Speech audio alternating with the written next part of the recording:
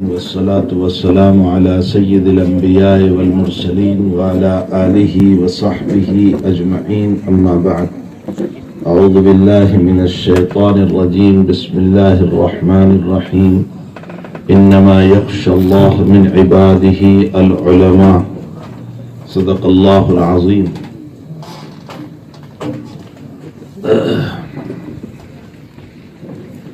واجب التکریم حضرات علماء کرام، بزرگوں، بھائیوں، دوستوں، عزیزوں، آزادی ہندوستان کی تاریخ ایک بہت لمبی ہے اور اس کو چند منٹوں میں بیان نہیں کیا جا سکتا. ہندوستان کی آزادی اور ہندوستان پر کالے بادل کب سے چھائے، یہ ایک بہت لمبی تاریخ ہے. بعض لوگ اس کو 1757 سے شروع کرتے ہیں، لیکن تاریخ اور اتہاس کا اگر گہرا مطالعہ کیا جائے تو ہندوستان پر یلغار اور ہندوستان پر ظالمانہ بربریت اور ظلم کے بادل 1600 سے مندلانے شروع ہوئے تھے. 1600 کے اندر سب سے پہلے پرتگال حکومت نے کالیکت کی طرف پہلے ایک فیکٹری ڈالی، ایک کمپنی ڈالی جو بہت مشہور ہے کہ پرتگال حکومت دیو، دمن اور گوا میں تھی.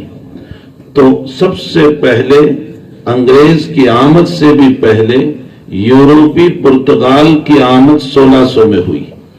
اس کی کچھ حکومت کے قیام کے بعد اگرچہ ہمارے ہندوستان پر مغلیہ سلطنت کا دور چل رہا تھا، لیکن یہ مغلیہ سلطنت اور ان کے ماتحت چھوٹے چھوٹے راجاؤں کے جو ملک تھے، ان کے آپسی ناچاکیاں، آپسی اختلاف، آپسی ایک دوسرے کے خلاف سازشیں، جس کے نتیجے میں یہ ملک اندرونی طاقت کو ختم کر چکا تھا. اس میں اندرونی طاقت نہیں رہی تھی. بہرحال یہ دور چلتا رہا اور پھر 1700 کی دہائی میں 1757 کے بعد East India company, East India company کا مطلب ہوتا ہے مشرقی کمپنی. آپ ایسٹ اور ویسٹ بولتے ہیں، تو ایسٹ انڈیا کمپنی یہ انگلینڈ کی ایک کمپنی تھی جس نے کلکتہ کے اندر تاجرانہ حیثیت سے داخلہ لیا اور مغلیہ سلطنت سے اجازت لی اور اس کمپنی کو وہاں ڈالا گیا. اندرونی ملک کے مسائل اور ہندوستان کی آپسی افراتفری اور مغلیہ سلطنت اور راجاؤں کی آپس کی ناچاکیاں اور نااتفاقیاں، جس کی بنیاد پر ملک اپنی قوت سے کھوکھلا ہو گیا تھا. اور یہاں سے ایک سبق ہم کو یہ ملتا ہے کہ جب بھی آپسی اختلاف ہوگا تو یاد رکھو اللہ کی مدد ہٹے گی اور دشمنوں کا غلبہ ہوگا. یہ طے شدہ بات ہے اور ظاہر سی بات ہے کہ ید اللہ مع الجماعت. حدیث شریف میں اللہ کے نبی علیہ السلام فرماتے ہیں اللہ کی مدد جماعت کے ساتھ ہوا کرتی ہے، اللہ کی مدد اختلافوں کے ساتھ نہیں ہوا کرتی. قرآن میں ایک جگہ فرمایا لا تنازعوا فتفشلوا وتذهب ريحكم، آپس میں لڑو مت، اختلاف نہ کرو ورنہ اللہ کہتا ہے میں تمہاری طاقت ختم کر دوں گا.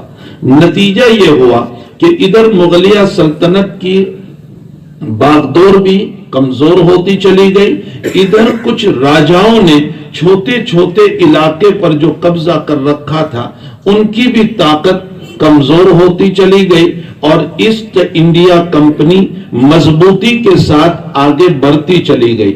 نتیجہ یہ ہوا کہ پھر ایک ہندوستان کی سرزمین پر ایک ولایت لیا ہوا اور جس کے ہاتھ میں دنیا کی باغدور بھی تھی، لیکن اللہ کا ولی اور راتوں میں رونے والا اور تہجد گزار شخصیت حضرت ٹیپو سلطان شہید رحمت اللہ علیہ، جن سے متعلق آج کل ایک نیا دھوم کھڑا کیا گیا ہے اور ان کے خلاف باتیں بتائی جا رہی ہے وہ آدمی تھا کہ جو رات میں 3 بجے سے اٹھ کر اللہ کے سامنے تڑپتا تھا.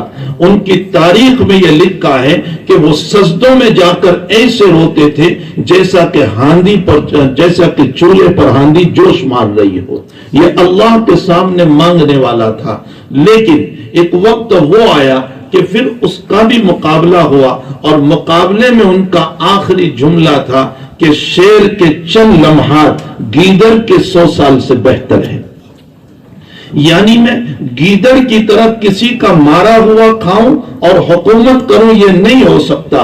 اگر میری حکومت ہوگی تو اپنی بہادری، اپنی قوت، اسلامی تشخص کی بقا کے ساتھ اور اسلامی شعائر کی حفاظت کے ساتھ تو ہوگی، ورنہ ویسے میری حکومت نہیں ہو سکتی. نتیجہ یہ ہوا کہ آپ ہی کا پروردہ اور آپ ہی کے ساتھ رہنے والا اور آپ ہی کا کھانے والا وہ آپ کا باغی بنا، جاسوس بنا، اور اندرونی طور پر جہاں آپ بیٹھے ہوئے تھے، آرام کر رہے تھے، چھپے ہوئے تھے، وہ جگہ بتا دی گئی، اور ٹیپو سلطان شہید رحمت اللہ علیہ شہید ہو گئے. اور انگریز کا یہ کہنا ہے، جو اس وقت کا سپہ سالار تھا، جو امیر کارواں تھا، امیر لشکر تھا، اس کو بھی یقین نہیں آ رہا تھا کہ ٹیپو کا انتقال ہو گیا. بہت دیر تک تو وہ کانپتا رہا لاش کے سامنے بھی، پھر ہلایا، اور ہلانے کے بعد جب پتا چلا کہ واقعتاً انتقال ہو گیا ہے تو اب ایک اعلان ہوا، اور وہ اعلان یہ ہوا کہ حکومت ہندوستان کی ہوگی، خلق خدا کی ہوگی، اور حکم اب ہمارا چلے گا، یعنی ایسٹ انڈیا کمپنی کا چلے گا. یعنی تمہاری حکومت برائے نام رہے گی، باقی تم مخلوق تو اللہ کی ہو، لیکن قوانین، اصول اور ضوابط اب ہمارے ایسٹ انڈیا کمپنی کے چلیں گے. نام کسی کا بھی ہو، لیکن قانون جن کے چلتے ہو وہی اصل حکومت ہوا کرتی ہے. جب یہ اعلان ہوا، اس اعلان کی ہمت بھی ان لوگوں کو ٹیپو سلطان کی شہادت سے پہلے نہ ہو سکی. آپ انداز لگائیں کہ وہ اللہ کا کیسا مقبول بندہ تھا، جس کا رعب کتنا زبردست تھا. بہرحال ادھر یہ مسئلہ پیش آ گیا، اور ادھر جب ان کے حکمرانی چلنے لگی اور یہ اپنے احکام کو بنانے لگے، نافذ کرنے لگے، تو اس موقع پر شاہ ولی اللہ صاحب رحمت اللہ علیہ کا ایک عظیم المرتبت فرزند، جن کو حق تعالی نے وہ سوچ عطا فرمائی تھی کہ اس نے مستقبل کو دیکھ کر کے 1803 کے اندر یہ فتویٰ دیا کہ ہندوستان دارالحرب ہے. یہ پہلا موقع تھا، جو ابھی بچے نے اشارہ کیا کہ ہندوستان دارالحرب ہے. میں نے ابھی آپ کو بتایا کہ اس مختصر وقت میں اور چند منٹوں کے اندر ہندوستان کی تاریخ کوئی پیش نہیں کر سکتا ہے. اور آج کل ہم جو تاریخ پیش کر رہے ہیں وہ آج سے قریب 30 سال کی مصنوعی، بناوٹی، مسخ شدہ اور ترمیم کردہ تاریخ بیان کی جا رہی ہے. میں خدا پاک کی قسم حلف بخدا کہتا ہوں کہ کالج سے نکلنے والے آج کے وکیل کو پوچھو، آج کے ڈاکٹر کو پوچھو، آج کے لائر کو پوچھو، بلکہ تمہارے ایم پی اور ایم ایل اے کو پوچھو، بلکہ گاؤں کے سرپنچ کو پوچھو، خدا پاک کی قسم اس کو اپنے ماضی کی تاریخ کا اتنا بھی پتہ نہیں ہوگا کہ ہندوستان کی تاریخ کیا ہے. صرف پرچم کا لہرا دینا یہ کافی نہیں ہے. جو قوم اپنے ماضی کو بھول جاتی ہے وہ قوم مستقبل میں ترقی نہیں کر سکتی. جو قوم اپنے ماضی کو بھول جاتی ہے وہ قوم کبھی مستقبل میں ترقی نہیں کر سکتی. ہمارے پاس وہ مصنوعی 2-4 واقعات ہیں جو ترمیم شدہ ہے، جو بدلے ہوئے ہیں، جو مسخ شدہ ہے، جس کے اندر ہمیں کچھ پتہ ہی نہیں ہے. نمک سازی کا جو مسئلہ پیش آیا، میں اس وقت اس لیے کہ یہ 200 سال کی قربانیاں 5 منٹ میں بیان کر دی جائے، یہ 200 سال کی قربانیاں آدھے گھنٹے میں بیان کی جائے کہ ہمارے اکابر کی اس دیش کے لیے کیا قربانیاں رہی ہے اور کس طرح قربانیاں دی گئی. یہ نمک سازی کا جو مسئلہ ہے، جس کو جگہ جگہ آپ لکھتے ہیں ڈانڈی پٹ، جس کو لکھتے ہیں ڈانڈی مارگ، اور ہمارے پی ایم بھی اس وقت کہہ رہے ہیں کہ ہم ڈانڈی مارگ کے ذریعے سے چلیں گے. کیا اس کی تاریخ تمہیں پتہ ہے؟ یہ نمک سازی کا مسئلہ کیا ہوا تھا؟ اور مہاتما گاندھی نے اس کو کیوں اٹھایا تھا اور اس موقع پر ان کے ساتھ کون لوگ تھے؟ کیا آپ کو پتا ہے؟ مولانا ابوالکلام آزاد اس سرزمین گجرات میں ساتھ ساتھ دوڑ رہے تھے، حفظ الرحمان سوہاروی رحمت اللہ علیہ اس موقع پر ساتھ تھے، مولانا عبد الباری صاحب آپ کے ساتھ تھے، اس کے علاوہ قریباً ہمارے 32 اکابر اس وقت داندھی کوچ کے مسئلے میں ساتھ ساتھ چل رہے تھے، لیکن آپ تاریخ کو پڑھیں گے تو ایک کا بھی نام ہمیں تاریخ کے اندر نہیں ملتا ہے۔ آخر یہ تاریخ کیوں مسخ کی گئی، کیوں مٹا دی گئی، کیوں اس میں ترمیم کر دی گئی؟ اور ہمارے پاس وہی 2-4 واقعات ہیں اور ان واقعات کو لے کر کے ہم چل رہے ہیں۔ تو 200 سال کی ایک تاریخ ہے ہماری سرزمین ہندوستان کی، اور پھر یہ اتنا ہندوستان نہیں تھا، یہ ہندوستان وہ تھا جس کے ساتھ پاکستان بھی تھا، جس کے ساتھ بنگلہ دیش بھی تھا، جس کے ساتھ برما بھی تھا، یعنی اتنا بڑا ہندوستان تھا، اور اس ہندوستان کی آزادی کے لیے ہمارے اکابر لڑتے چلے آ رہے تھے۔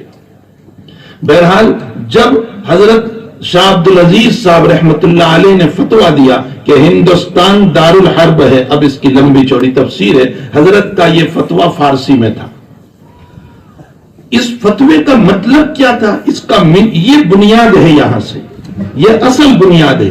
اس کے بعد آزادی ہند کی چرور شروع ہوئی ہے۔ اس فتوے کی بنیاد کیا تھی؟ شاہ عبدالعزیز صاحب رحمت اللہ علیہ نے اس فتوے کو لے کر امت کو اس بات سے متنبع کیا کہ جو ملک دارالاسلام سے نکل کر دارالحرب میں کنورٹ ہو جاتا ہے تو وہاں اسلامی تشخص تمہارا باقی نہیں رہے گا، اسلامی اصول تمہارے ختم ہو جائیں گے۔ ٹھیک ہے، تمہیں نماز کی اجازت دی، تمہیں روزوں کی اجازت دی، تمہیں مسجد کی اجازت دی، تمہیں زکوٰۃ کی اجازت دی، لیکن اس کے علاوہ جو تمہارے پرسنلی مسائل ہے، جو طلاق کا مسئلہ ہے، جو نکاح کا مسئلہ ہے، جو میراث کا مسئلہ ہے، اس کے علاوہ قریباً 52 مسائل ہیں ہمارے جو پرسنل لا کے اندر داخل ہوتے ہیں، جس کو مسلم پرسنل لا کہا جاتا ہے۔ یہ مسائل تمہارے اب ختم ہو جائیں گے اور ان مسائل پر تم عمل نہیں کر پاؤ۔ یہ فتوے کا خلاصہ تھا کہ دارالحرب کا یہ مطلب ہے۔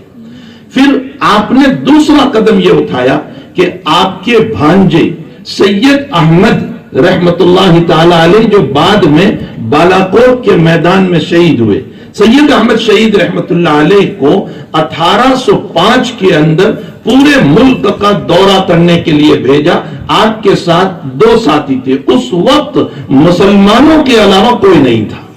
یہ بات صاف سن لیں، آج کی مشق شدہ تاریخ کے اندر میں آپ کو بتانا چاہتا ہوں کہ جس موقع پر اس کی چرور اٹھائی گئی ہے، ہمارے اکابر کے علاوہ کوئی ساتھ نہیں تھا، کوئی قوم آپ کے ساتھ نہیں تھی۔ سید احمد شہید رحمت اللہ تعالی علیہ 3-4 علماء کے ساتھ پورے ہندوستان کا دورہ کیا۔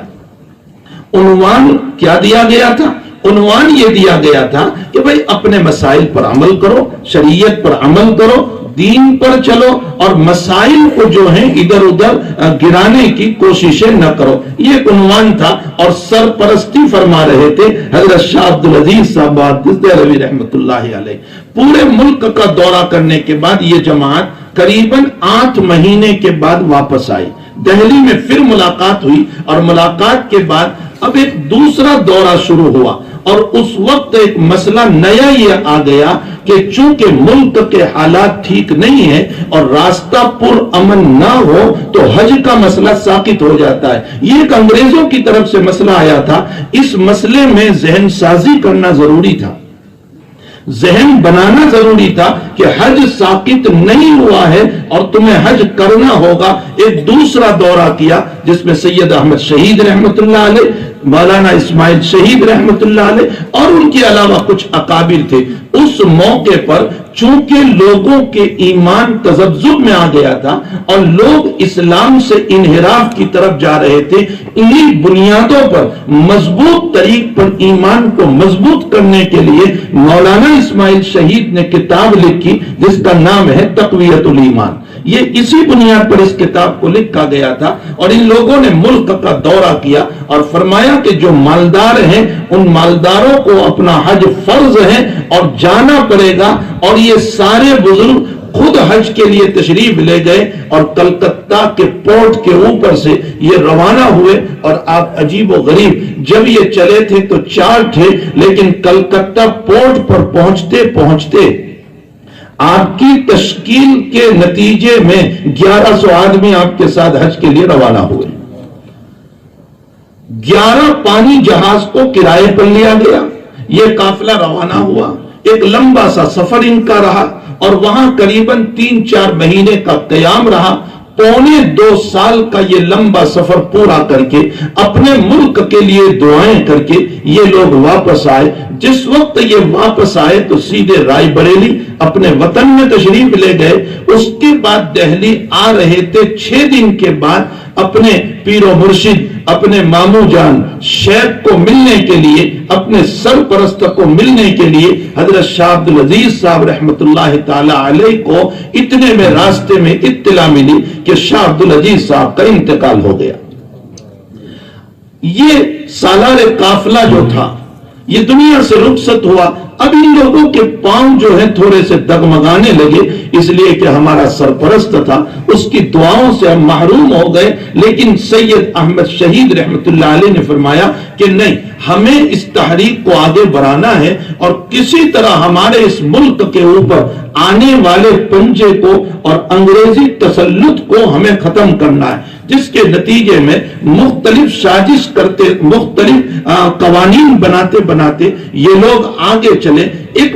اور ان لوگوں نے اپنے لیے سرحد کے علاقے کو بہتر سمجھا. سرحد یعنی افغان کا علاقہ، چونکہ وہ بھی اس وقت ہندوستان ہی میں تھا، تو وہاں کے علاقے کو مناسب سمجھا. اور مناسب اس لیے سمجھا کہ وہاں مکمل طور پر مسلمان ہے. اسی کے ساتھ دوسرا مسئلہ یہ ہے کہ ان مسلمانوں کے اندر غیرت بہت ہے. ان کی غیرت کام آئے گی اور ان کی میجورٹی ہمیں کام آئے گی. اس لیے انہوں نے اپنا بیس جو ہے وہ وہاں بنایا اور وہاں سے پھر مختلف قسم کے قوانین اور جماعتوں کے ذریعے سے اپنے اس کام کا آغاز کیا. لیکن گھر کو آگ لگ گئی گھر کے چراغ سے. اپنے ہی کچھ لوگ اندرونی طور پر انگریزوں کے چیلے اور چمچ بن گئے اور جس کے نتیجے میں ان اکابر کو پھر اور ایک مسئلے کا سامنا کرنا پڑا کہ ہندوستان کی ایک برادری جن کو سکھ برادری کہا تھا، انہوں نے اس وقت یہ کہا کہ انگریز جو کچھ قوانین نافذ کر رہے ہیں وہ اپنی جگہ ٹھیک ہے، اور اگر کوئی انگریز کا مقابلہ کریں گے تو اس موقع پر انگریزوں کی طرف سے دفاع کے لیے ہم کھڑے ہوں گے. اور یہ رنسونگی پھونکنے والا رنجیت سنگھ تھا اس وقت کا، جو سکھوں کا سردار تھا. نتیجہ یہ ہوا کہ سید احمد شہید رحمت اللہ علیہ نے یہ مناسب سمجھا کہ انگریز جن کو آگے کر رہا ہے وہ سکھ برادری ہے، ہمیں انہی کے ساتھ کچھ نمٹنا چاہیے. مصالحت کی کوشش ہوئی لیکن مصالحت نہ ہو سکی. نتیجہ یہ ہوا کہ بالاکوٹ کے میدان میں سکھوں اور مسلمانوں کا آپس میں ٹکراؤ ہو گیا. لیکن یہ ٹکراؤ مذہب کی بنیاد پر نہیں تھا، یہ انگریز کی پشت پناہی کی بنیاد پر تھا، جس میں سید احمد شہید رحمت اللہ علیہ شہید ہو گئے، مولانا اسماعیل شہید رحمت اللہ علیہ شہید ہو گئے، اور اس کے علاوہ 400 اکابر علماء کرام شہید ہوئے. اس کے بعد یہ جماعت پھر مان پڑ گئی. پھر اس کے بعد ایک دور آیا کہ جس دور کے اندر حضرت شیخ الہند مولانا محمود حسن صاحب رحمت اللہ تعالی علیہ، جو شیخ الہند سے مشہور ہے، وہ کھڑے ہوئے اور آپ نے مختلف طریق پر محنت کی. اس سلسلے میں ایک محنت اس میں کی تحریک ریشمی رومال. سب بولتے ہیں تحریک ریشمی رومال، پوچھا جائے ارے آج کے یہ پی ایم اور اے ایم اور ان کو پوچھا جائے یہ تحریک ریشمی رومال ہے کیا، اس کی حقیقت کیا ہے؟ تحریک ریشمی رومال کا مسئلہ یہ تھا کہ ایک ریشمی رومال کے اوپر ہندوستان کا نقشہ بنایا گیا بہت اچھے انداز کے اندر، اور ہمارے اکابر کی سوچ یہ تھی کہ ہم ترکی گورنمنٹ سے اور اس کے علاوہ ایران کی گورنمنٹ سے اپنی دیش کی آزادی میں مدد لیں. لیکن مدد لینے کے لیے ان کی آمد کا کوئی راستہ ان کو بتایا جائے، تو جس کے نتیجے میں ایک ریشمی رومال پر ہندوستان کی پورے نقشے کو بنا کر ان کی طرف روانہ کیا گیا. نام تھا ریشمی رومال، اندر میں تھا وہ ایک نقشہ تھا، لیکن راستے میں کچھ عناصر، کچھ اپنے ہی لوگ ایسے بنے جس کے نتیجے میں ریشمی رومال پکڑا گیا، انگریزوں نے اس کو پکڑ لیا، اور پکڑنے کے نتیجے میں ہمارے اکابر اور خصوصاً حضرت شیخ الہند کو کالے پانی کی سزا دی۔ کالے پانی کی سزا کا مطلب کیا ہوتا ہے؟ سنو، کالے پانی کی سزا کا مطلب ایسی اندھیری کوتھری میں رکھا جائے جہاں نہ دن میں اجالا ہو نہ رات میں اجالا ہو۔ ایسی اندھیری کوتھری میں حضرت شیخ الہند کو مالٹا کی جیل میں کالے پانی کی سزا دی گئی۔ حضرت نے اس کمرے کے اندر جہاں کوئی ونڈو نہیں، کوئی کھڑکی نہیں، ایک دروازہ، لیکن وہ بھی ایسا کہ جس کی فتح سے بھی اندر روشنی نہیں جا سکتی تھی، صرف کھانے کے لیے ذرا سا دروازہ کھول کر جیسے کتے اور بلے کو کھانا دیا جاتا ویسے حضرت کو کھانا دے کر دروازہ بند کر دیا جاتا، اور حضرت اس اندھیرے میں 2 لقمے کھا لیا کرتے تھے، جبکہ یہ 70 سال کا بڈھا تھا۔ اس ضعیفی اور اس بڑھاپے کے اندر اس نے 2 سال اس کالی کوتری میں گزارے جہاں انسان کو اپنا ہاتھ بھی نظر نہیں آتا۔ اس کو کہتے ہیں کالے پانی کی سزا۔ ایسے موقع پر آپ کا خادم باوفا، آپ کا شاگرد رشید، آپ پر تن من دھن فدا کرنے والا حسین احمد مدنی نور اللہ مرقدہ، ان کے لیے کوئی سزا نہیں تھی، لیکن انہوں نے یہ کہا کہ میرا شیخ اس جیل میں جائیں اور میں باہر رہوں، یہ میرا ضمیر برداشت نہیں کرتا۔ حضرت مدنی نے پیشکش کی کہ میں بھی میرے شیخ کے ساتھ رہوں گا۔ حضرت تشریف لے گئے۔ خود حضرت مدنی کے حالات میں لکھا ہے کہ ٹھنڈے، بہت سخت ٹھنڈی ہوتی تھی لیکن گرم پانی کا نظام نہیں۔ حضرت چونکہ تہجد کے پابند تھے شیخ الہند، فرمایا میں رات بھر اپنے استاذ کے لیے یوں دبا کر کے کانچ کی بوتل کو لے کر بیٹھا رہتا تھا، بدن کی حرارت سے پانی گرم تو نہ ہوتا تھا لیکن ہلکا سا اس کے اندر ٹھنڈا پن دور ہو جاتا تھا۔ میں تہجد کے موقع پر اپنے شیخ کو وضو کراتا تھا۔ ایک مرتبہ آپ کی کوٹھری کے اندر 2 سال کے بعد جب اجالے والے کمرے میں لایا گیا، آپ کی کوٹھری کے اندر کالا ناگ چھوڑ دیا۔ مسئلہ یہ تھا کہ وہ قاتل مر جائیں، اس لیے کہ پھانسی کا حکم جرم ثابت نہیں ہوا تھا اتنا، اس لیے پھانسی تو دے نہیں سکتے تھے۔ جب تہجد میں اٹھتے ہیں تو حضرت مدنی نے فرمایا کہ حضرت یہ کالا ناگ بیٹھا ہوا ہے۔ تو شیخ الہند نے فرمایا وہ بھی اللہ کی مخلوق ہے، ہم بھی اللہ کی مخلوق ہے، ہم اپنا کام کریں گے۔ وضو کیا، تہجد پڑھی اور لا الہ الا اللہ کا ذکر شروع کیا تو واقعات طیب میں قاری طیب صاحب رحمت اللہ علیہ نے لکھا ہے کہ جب شیخ الہند اپنا الا اللہ پر یوں گردن مارتے تھے تو سانپ بھی اپنی گردن کو اٹھا کر زمین پر مارتا تھا۔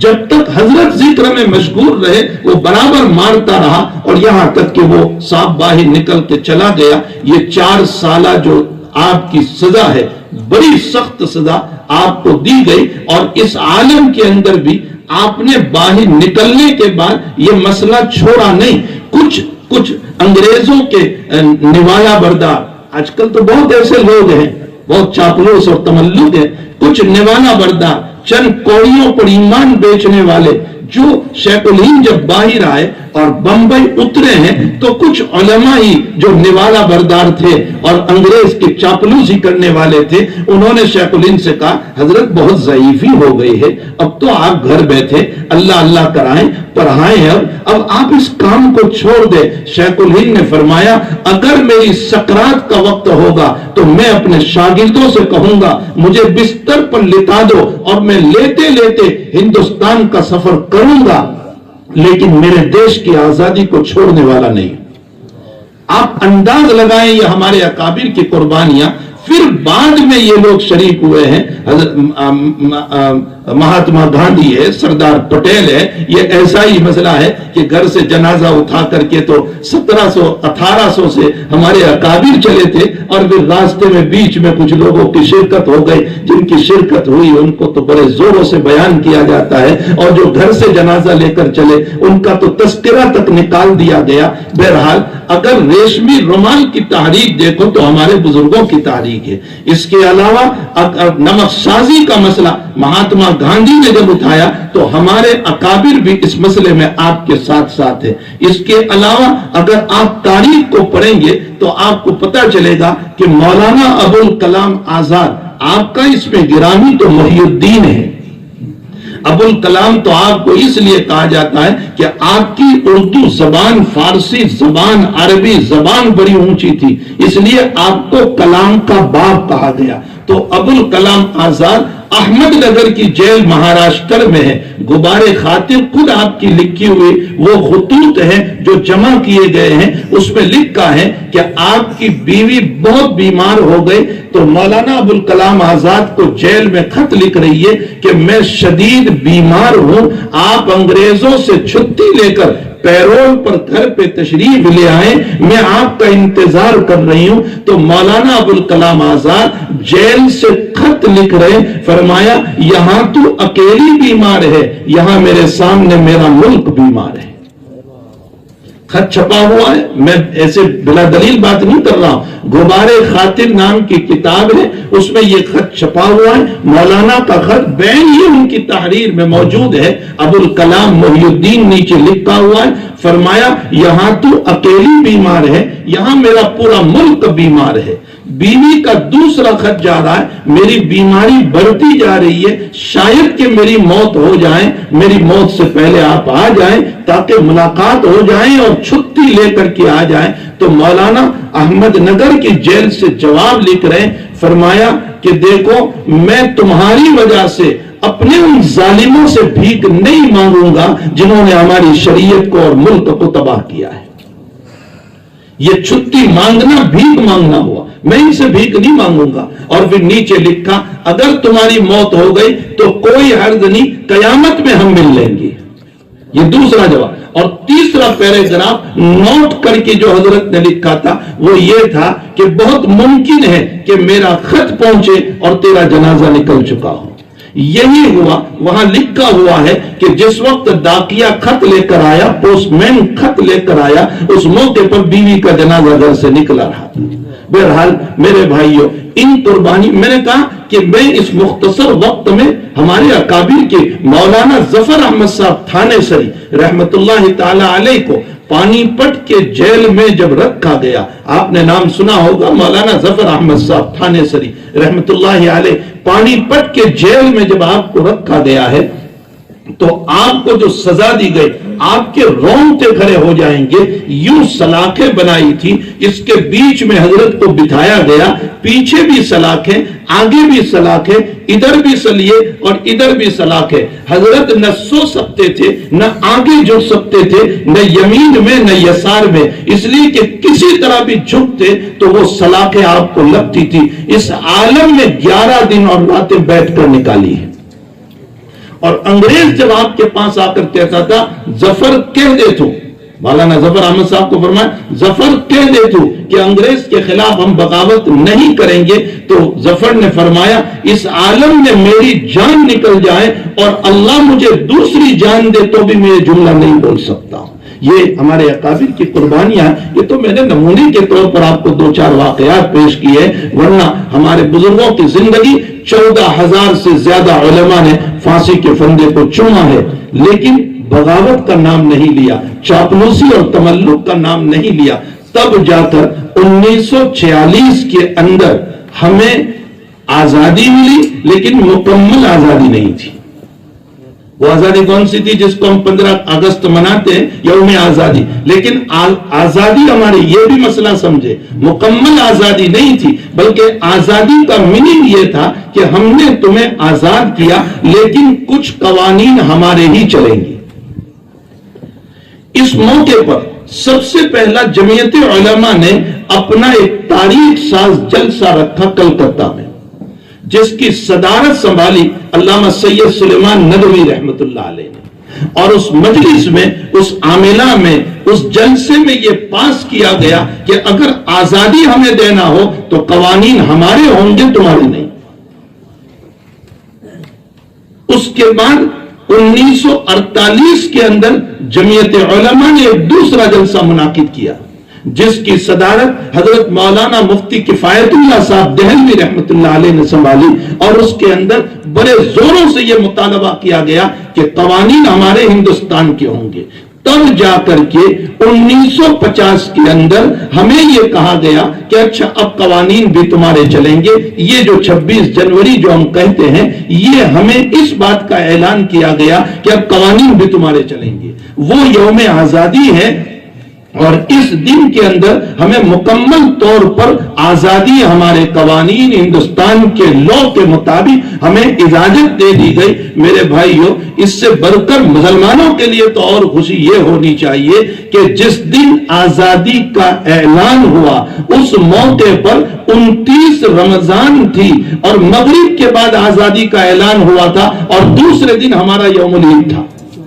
تو ہمارے لیے تو دو عیدیں ہیں، ایک تو ہمارے ملک کی آزادی اور ایک ہمارا یوم العید۔ اس لیے ہم کہتے ہیں کہ تم یوم جمہوریت کو جتنی محبت کے ساتھ ملاتے ہیں، اس سے زیادہ محبت تو ہمیں ہے، اس لیے کہ ہمارا یوم العید بھی، ہمارے اکابر کی قربانیاں بھی۔ اور ایک موٹی سی عقل میں آنے والی بات ہے، کہتے ہیں مسلمانوں کی کوئی قربانی نہیں، ہم یہ کہتے ہیں جس کا مکان لوٹا ہو اسی کو تو فکر ہوا کرتی ہے۔ ہندوستان کا مکان مسلمانوں سے لوٹا گیا تھا تو مسلمان ہی تو آگے آئے گا۔ یہ ایک عقل میں آنے والی بات ہے، اس کو بے عقلی کی بات نہیں کہی جاتی۔ بہرحال اس کے ساتھ ساتھ ہمارے ملک کو آزاد کیا گیا، اور ہمارا ایک فلیگ بنایا گیا، ہمارا ایک جھنڈا بنایا گیا۔ یہ جھنڈے میں 3 رنگ ڈالے گئے، 3 کلر ڈالے گئے۔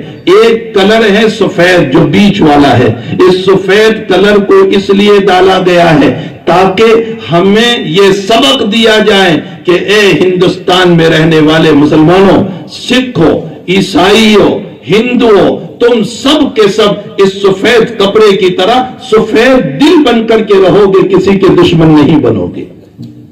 یہ فلیگ کا سفید رنگ جو ہے وہ ہمیں اس بات کا سبق دے رہا ہے، تم آپس میں دشمنی نہیں کرو گے، تم کسی کو مارو گے نہیں، تم کسی کے خلاف سازشیں نہیں کرو گے، تم کسی کے گھر کو پامال نہیں کرو گے، کسی کی بیٹی کی عزت نہیں لوٹو گے۔ یہ سفید رنگ نے ہمیں سبق دیا، اور کیسری رنگ جو ڈالا گیا وہ ہمارے بزرگوں نے سوچ سمجھ کر ڈالا اور اشارہ کیا کہ اے لوگوں، اگر ملک کو ضرورت پڑ جائے تو اس موقع پر تم سب کے سب آپس میں مل کر اسی طرح خون بہاؤ گے جیسے کیسری رنگ کا خون ہے۔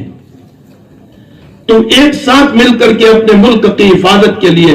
آخر حمید خان کون تھا جو ٹینکوں کے سامنے اپنے جسم کو پرزا کر دیا؟ ہمارے اکابر کون تھے؟ اور پاکستان سے جب جنگ ہوئی ہے تو اس موقع پر آگے بڑھ کر کے سب سے زیادہ لڑنے والے وہ ہمارے مسلمان ہیں جنہوں نے اپنے جان کی بازی لگا دی۔ یہ کیسری رنگ نے ہم کو بتایا ہے کہ دیکھو تم سب مل کر کے اپنے دیش کے خاطر اسی طرح خون دینا۔ اور جو سبز اور ہرا رنگ ہے اس کے ذریعے سے ہمیں اس بات کی تعلیم دی گئی ہے کہ اے لوگوں، تم اپنے ملک کو اسی طرح ہرا بھرا رکھو گے، سرسبز و شاداب رکھو گے، اس کے اوپر کوئی آنچ نہیں آنے دو گے۔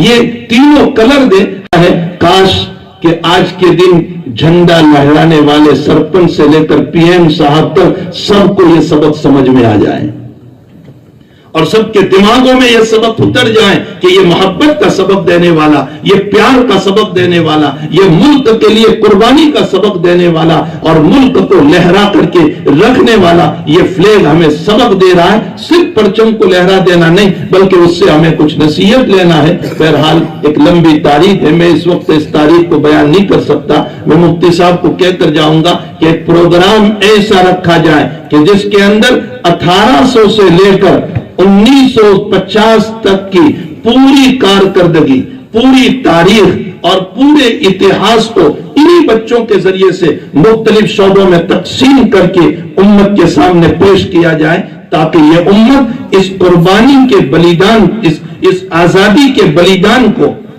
اور اس آزادی کی قربانیوں کو سمجھے۔ اس لیے کہ جہاں ہمارے مہاتما گاندھی اور سردار پٹیل اور جواہر لال نہرو اور ان کے علاوہ بے شمار لوگوں نے، بابا امبیڈکر وغیرہ نے جہاں اس دیش کے لیے قربانی دی ہے، وہاں مسلمانوں کا بھی ایک بہت بڑا حصہ ہے، بہت بڑا حصہ ہے، اور اس کو بھلایا نہیں جا سکتا۔ لیکن افسوس تاریخ کو مسخ کرنے کی کوشش کی گئی، یہ بہت غلط طریق ہے۔ جب تاریخ مسخ ہو جاتی ہے تو امت کے سامنے حقیقت نہیں آ سکتی، اور جب امت کے سامنے حقیقت نہیں آتی تو پھر وہ اپنے مستقبل کو نہیں بنا سکتے ہیں۔ اس لیے ہمیں ضرورت ہے ہم اپنے مستقبل کی پوری تاریخ کو اپنے ماضی کی پوری تاریخ کو اپنے سامنے لائیں، اور آپس میں ہندوستان کی ساری قوم، ساری برادری، یہی تو ایک ملک ہے کہ جہاں قوانین بھی ہر مذہب کی رعایت میں بنائے گئے، ہر مذہب کی رعایت میں، ان قوانین میں، ان لاء میں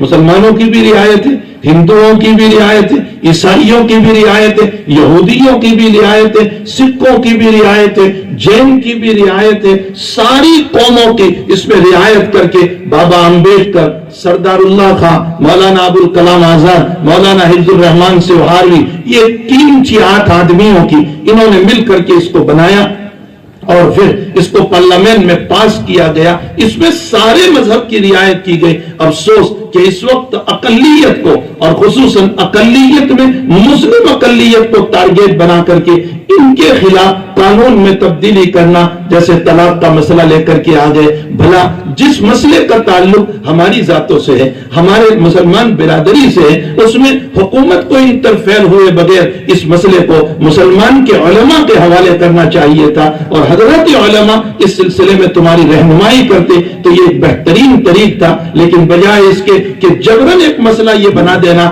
کہ اس کو 3 سال کی سزا ہوگی، اگر آپ نے 3 طلاق دینے والے کو 3 سال کی سزا دے دی تو پھر اس صورت میں ایک طرف تم یہ کہتے ہو کہ 3 طلاق واقع نہیں ہوئی، یہ اس کی بیوی رہے گی، دوسری طرف کہتے ہیں 3 سال کی سزا ہوگی، تو جو نکاح میں بیوی رہی ہے اس کو 3 سال تک کھلائے گا کون؟ مسئلے کو سمجھنے کی ضرورت ہے۔ ایک طرف تم یہ کہہ رہے ہو کہ 3 طلاق واقع نہیں ہوگی اور وہ اسی کی بیوی رہے گی، دوسری طرف کہہ رہے ہیں کہ 3 سال کی اس کے شوہر کو سزا ہوگی اگر 3 طلاق دی ہے تو اگر یہ جیل میں گیا تو بیوی کو کھلائے گا کون؟ بچوں کو کھلائے گا کون؟ شریعت اسلام بھی 3 طلاق کو پسند نہیں کرتی، خود سنو، شریعت اسلام بھی 3 طلاق کو پسند نہیں کرتی، بلکہ اس کو بدعت کہا گیا اور اس کو بہت ہی زیادہ غلط طریقہ کہا گیا۔ لیکن اسلام نے ساتھ ساتھ یہ بھی کہا اگر کوئی دے گا تو واقع ہو جائے گی، یعنی 3 طلاق اپنی جگہ واقع ہو جاتی ہے۔ اسلام نے پسند نہیں کیا۔ کاش یہ مسئلہ بجائے اس کے کہ آپ فیصلہ کرتے، علماء اسلام کے حوالے کرتے، علماء خود راستہ بنا کر کے تمہیں پیش کرتے، تاکہ آپس کی محبت باقی رہتی، ٹکراؤ نہ ہوتا، مسائل پیدا نہ ہوتے، پرسنل لا نہ ٹوٹتا، ایک دوسرے کے دلوں میں نفرتیں پیدا نہ ہوتی۔ اللہ ہمارے ملک کو بہت ترقی عطا فرمائے،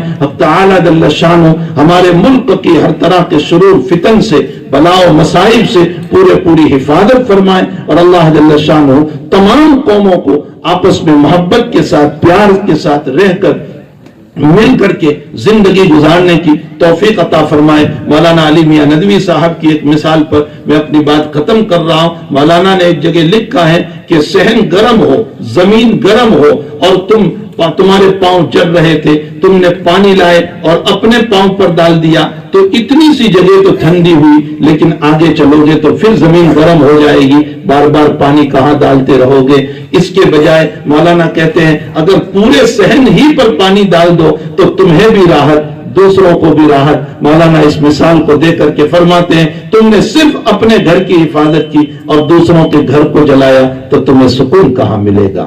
سکون تو اس میں ملے گا کہ تمہارا گھر بھی محفوظ رہے، تمہارے پڑوسی کا گھر بھی محفوظ رہے، تمہاری بیٹی بھی محفوظ رہے، تمہارے پڑوسی کی بیٹی بھی محفوظ رہے، تمہاری عزت بھی محفوظ رہے اور دوسروں کی عزت بھی محفوظ رہے۔ یہاں مذہب کی ضرورت نہیں ہے، یہاں انسانیت کی ضرورت ہے۔ یہاں مذہب نہیں، یہاں انسانیت۔ اور میں قدم آگے بڑھ کر کے کہوں گا کہ لوگ کہتے ہیں اسلام مذہب ہے، میں کہتا ہوں اسلام مذہب نہیں ہے، اسلام تہذیب ہے۔ اسلام ایک بہترین کلچر ہے، اسلام ایک بہترین نمونہ ہے، اسلام میں رواداری ہے، اسلام میں محبت ہے، اسلام میں اخوت ہے، اسلام میں پیار ہے۔ اسلام یہ کہہ رہا ہے کہ تم بھوکے میں یہ نہیں دیکھا جائے گا کہ یہ مذہبی ہے تمہارا یا مذہبی نہیں ہے، وہ جس مذہب سے تعلق رکھتا ہوگا تمہارے ذمے اس کے بھوک کو بجھانا واجب ہوگا، اور اگر بھوک نہیں بجھائی اور وہ مر گیا تو یاد رکھو گنہگار تم ہوں گے، یہ جناب رسول اللہ صلی اللہ علیہ وسلم کی تعلیم ہے ہمیں. تو اسلام ایک تہذیب ہے، ایک بہترین کلچر ہے، ایک بہترین زندگی ہے. اس تہذیب کو، اس کلچر کو اور جو ہے اس انسانیت کو ہمیں آپس میں ایک دوسرے کے ساتھ محبت اور پیار کے ساتھ شیئر کرنا ہے، پھیلانا ہے، لوگوں کے سامنے لانا ہے، تاکہ نفرتیں دور ہو، محبتیں آپس میں پیدا ہو. اللہ جل شانہ ہماری یوم آزادی کو اور اس ملک ہندوستان کی اللہ پوری حفاظت فرمائے، اور ہماری یوم آزادی کی حقیقت کو سمجھنے کی سب کو توفیق عطا فرمائے. وصلی اللہ علی النبی الکریم. اللہم صلی وسلم دائما